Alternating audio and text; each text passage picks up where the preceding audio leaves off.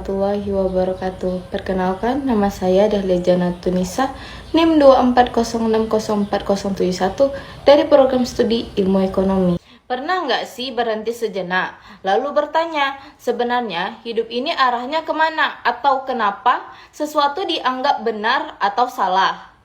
Kalau pernah, berarti tanpa sadar kita sudah mulai berpikir secara filsafat.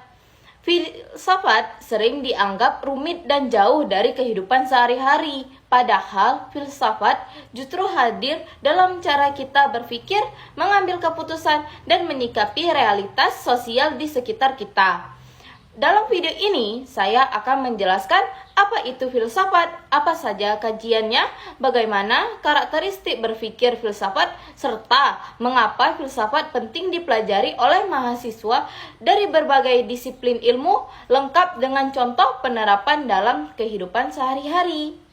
Yang pertama, apa itu filsafat? Secara sederhana, filsafat berasal dari kata Yunani, philo yang artinya cinta, dan sophia yang artinya kebijaksanaan. Jadi, filsafat bisa diartikan sebagai kecintaan manusia terhadap kebijaksanaan.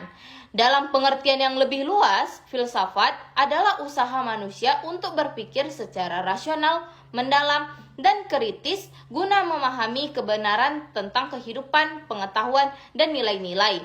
Orang yang berpikir filsafat tidak langsung menerima sesuatu begitu saja, tapi dia bertanya, kenapa bisa begitu? Apa dasarnya? Yang kedua, objek kajian filsafat.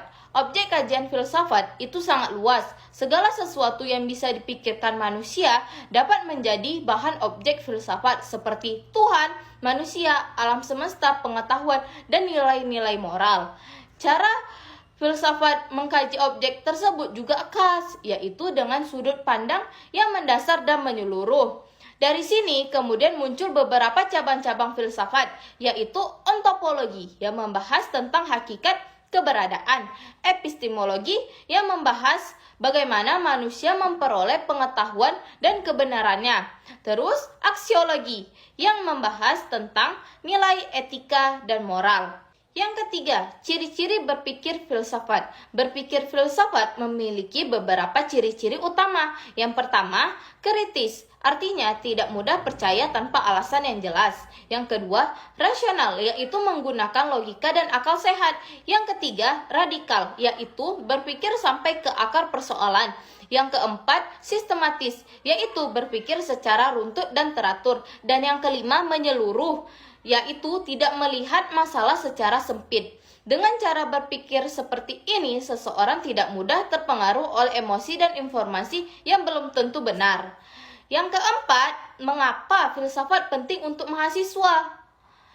Filsafat penting untuk dipelajari mahasiswa dari berbagai jurusan, karena filsafat melatih cara berpikir.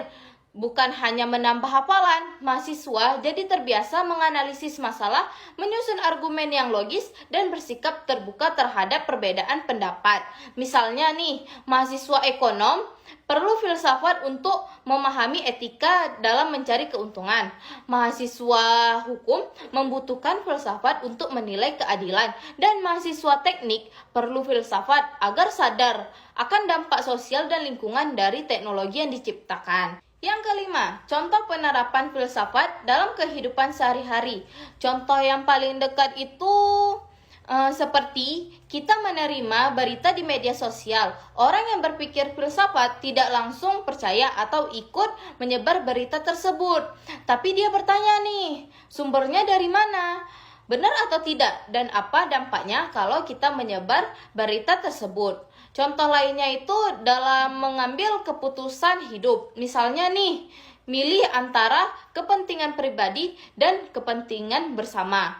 Dengan berpikir filsafat, kita belajar nih mempertimbangkan nilai moral, keadilan, dan tanggung jawab sosial. Akhir kata dari saya, filsafat mengajarkan kita bahwa berpikir itu bukan hanya soal mencari jawaban, tetapi tentang memahami makna di balik setiap persoalan kehidupan.